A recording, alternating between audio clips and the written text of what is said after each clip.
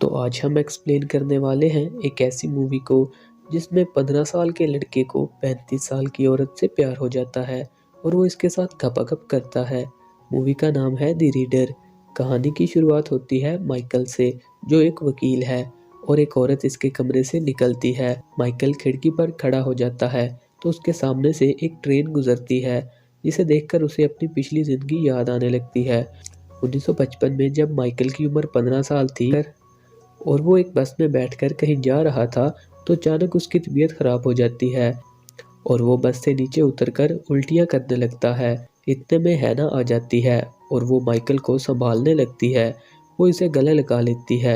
हैना माइकल को कहती है कि फिक्र मत करो, तुम ठीक हो जाओगे। हैना माइकल से उसके घर का पता पूछती है।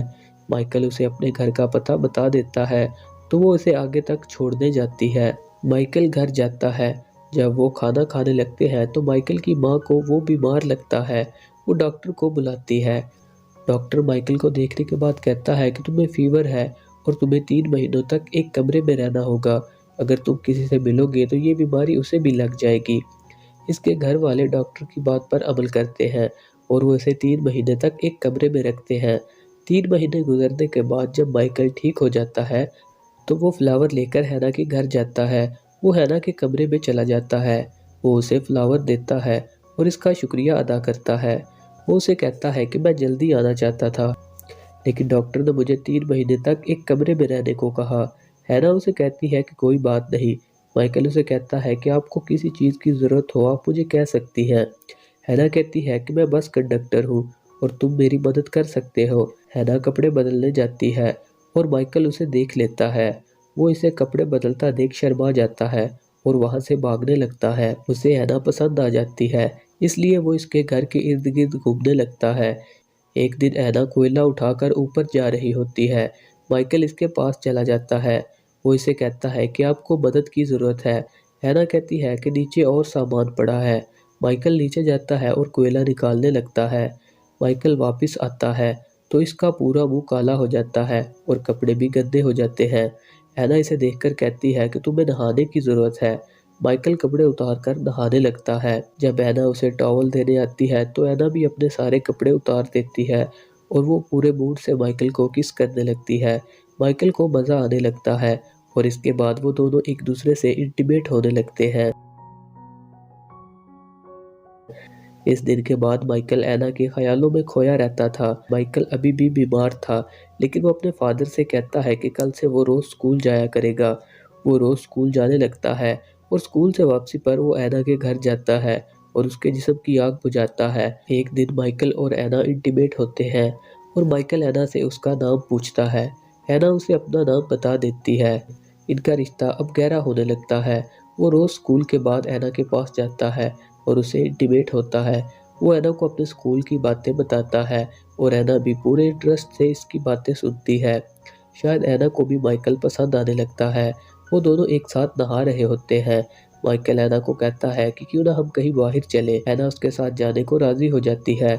अगले दिन वो दोनों साइकिलिंग करने जाते हैं। वो एक नहर पर जाते हैं और ऐना नहाने लगती है। ऐना माइकल को भी नहाने को कहती है, लेकिन माइकल कुछ लिख रहा होता है। हैना की प्रमोशन हो जाती है, लेकिन वो इससे खुश नहीं थी। माइकल उसे मिलने जाता है, लेकिन वो बहुत परेशान थी। माइकल उससे बात करने की कोशिश करता है, लेकिन हैना गुस्से में आकर माइकल को थप्पड़ मारती है। वो इसको मनाने के लिए फिर से इसके साथ गपागप करती है। अगले दिन जब माइकल हैना से मिलने आता है तो हैना वहाँ से जा चुकी थी। माइकल इसके बारे में सोचने लगता है। इसके बाद कहानी शिफ्ट होती है 1966 में, जब माइकल लॉ का स्टूडेंट था और अब इसकी उम्र 23 साल थी। आज माइकल को एक सुनवाई पर जाना था, जहां कुछ औरतों पर इल्ज़ाम लगा था कि उन्होंने 300 यहूदी औरतों को जलने दिया और इनकी मदद नहीं की।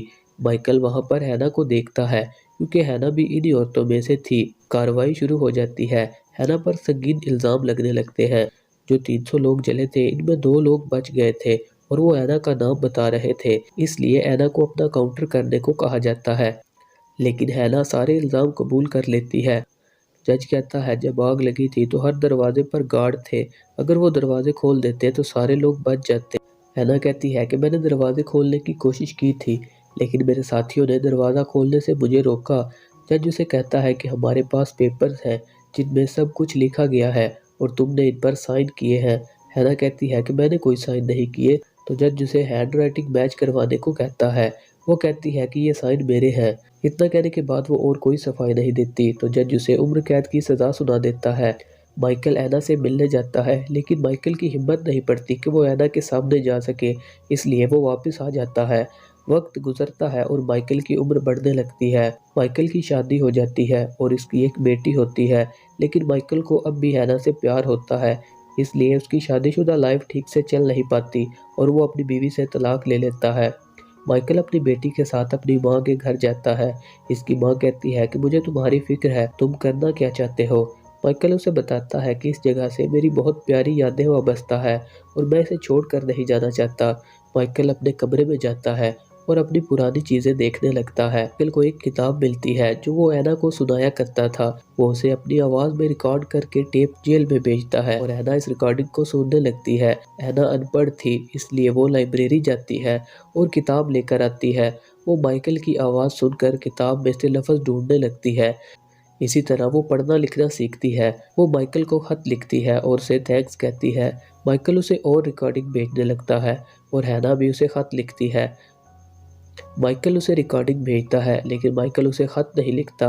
वार्डन माइकल को बताती है कि हम हैना को छोड़ने वाले हैं क्योंकि वो 20 साल से जेल में है और सिर्फ आप ही है जो उसे खत भेजते हैं और सिर्फ आप ही है जो उसे जानते हैं और हम आपसे दरख्वास्त करते हैं कि आप ऐना को यहाँ से ले जाएं। माइकल कुछ दिनों तक सोचता रहता है कि अब उसे क्या करना चाहिए, लेकिन एक दिन वो जेल में चला जाता है। वार्डन उसे ऐना के पास लेकर जाती है। माइकल हैना से मिलता है जो अब बूढ़ी हो चुकी थी। हैना उसे देखकर खुश होती है। माइकल उसे बताता है कि मैंने तुम्हारे लिए एक काम ढूंढा है और एक घर का बंदोबस्त किया है। हैना उसका शुक्रिया अदा करती है और इससे पूछती है कि क्या तुम्हारी शादी हुई है।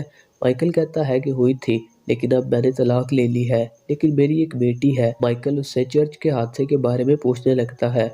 वो कहता है कि तुमने कैसे 300 लोगों को मरने दिया, लेकिन हैना कहती है कि अब इस बात से कोई फर्क नहीं पड़ता। माइकल उससे पूछता है कि तुमने अपनी पूरी जिंदगी से क्या सीखा। वो कहती है कि मैंने पढ़ना सीखा, मैंने लिखना सीखा। माइकल कहता है कि मैं कल आऊँगा और तुम्हें अपने साथ ले जाऊँगा। माइकल वहाँ से चला जाता है। हैना अपने कमरे में जाती है। वो अपनी किताबों को टेबल पर रखने लगती है और उन किताबों पर चढ़कर वो अपने आप को फांसी लगा लेती है। वार्डन माइकल को हैना की खुदकुशी के बारे में बताती है। वो उसे हैना के कमरे में लेकर जाती है। माइकल उसकी चीज़ें देखने लगता है। वार्डन उसे हैना का आखिरी खत देती है। इस खत में वो लिखती है कि मैंने अपनी पूरी ज़िंदगी की सेविंग एक डब्बे में रखी है।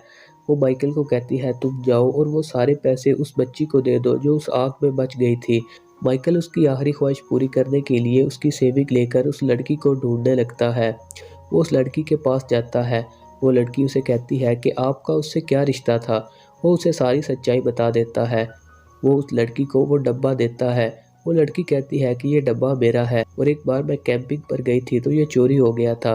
वो उसे कहती है डब्बा मैं रख लेती हूँ, लेकिन ये पैसे मुझे नहीं चाहिए। माइकल वो पैसे ऐना के नाम से डोनेट कर देता है। इसके बाद वो अपनी बेटी के साथ उसी जगह पर जाता है जहाँ पर ऐना और वो साइकिलिंग करने आए थे और मूवी वहीं पर ख़त्म हो जाती है। अगर आपको हमारी एक्सप्लेनेशन पसंद आई हो तो चैनल को सब्सक्राइब